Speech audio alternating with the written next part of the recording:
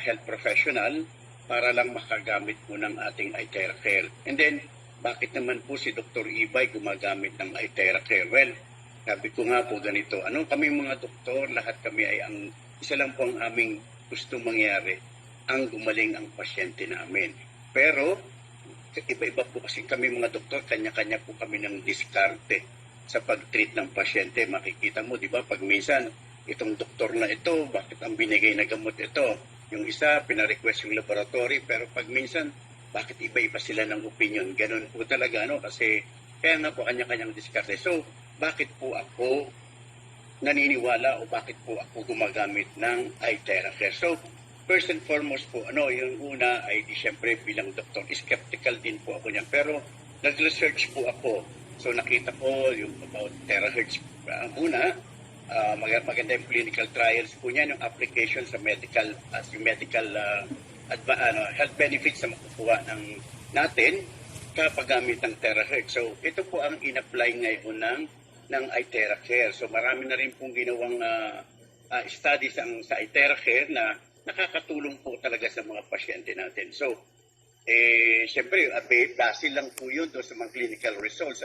So, paano po maano po sa akin practice po yan? So, una, sabi mo mga doktor, sabi nga namin ay, first rule, do no harm to your patient. Do no harm. So, ano po ba yung, ito po ba ay meron po bang radiation? Nakakatakot po ba ito na gamitin? Baka magkaroon ng side effect. Pangalawa, hindi po ito, wala pong radiation. Pangalawa, hindi po, non-invasive po ang tawag natin dito. So, pag sinabi po non-invasive, wala pong iinumin, wala pong ituturok o ipapahid. Just, itatapat nyo lang po doon sa ating mga areas kung sa meron. Kaya nga po ito, ang kagandahan pa nito, at dahil sa practice ko, integrative medicine. Sa integrative medicine po, kinukombine po natin yung paggamit ng traditional medicine. So ito po yung acupuncture, ito po yung mga homeopathies, ito po yung acupressure, mga herbal. So, dito po kasi natin, pinag-uusapan natin yung mga chakras, energy points, meridians, at saka yung mga lymphatics po. So yun po. And then in-apply po natin ngayon yung terahertz dito po. So bali 2-in-1 din po yun. So bagay na bagay po, akmang-akma doon sa aking practice.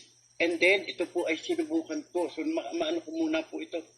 Siyempre, hindi naman din, okay, sige, safe nga ba siya? Marami kang clinical study. So, siyempre, para po ma-prove ko sa sarili ko, ginamit ko po sa klinik ko yan.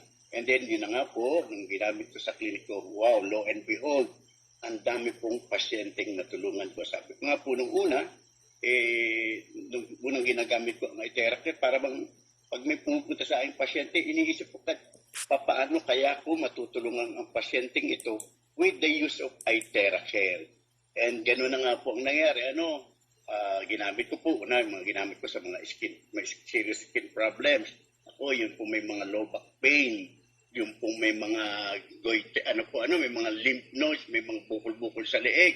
At recently po yung mga stroke, ang dami na pong natutulungan po ng iTeracare. And then ito recently po, ilan na po yung cases ko ng may chronic kidney disease. Lately nga po, meron po yung pinaka-latest ko pong natutuwa ako, nagpunta sa akin kasi ito pinahiram ko muna po ng device. Sabi ko, gamitin mo, pagkatapos ng ng session niya ng dialysis, at ako hinang-hina.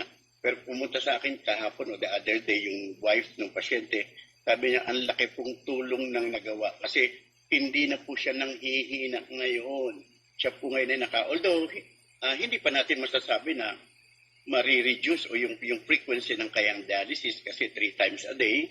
And then hindi naman po din natin agad masasabi na ay bababa ang creatinine. Pero yun pong yung feeling ng yung po bang maganda ang pakiramdam ng isang pasyente, malaking bagay na po yun. Yung sa araw-araw niya po na para bang every time o yung agony po, alam niyo naman ang dialysis, ang agony niyan, yung pinapahirapan sila, pati pamilya po nila, and financially natidrain po sila.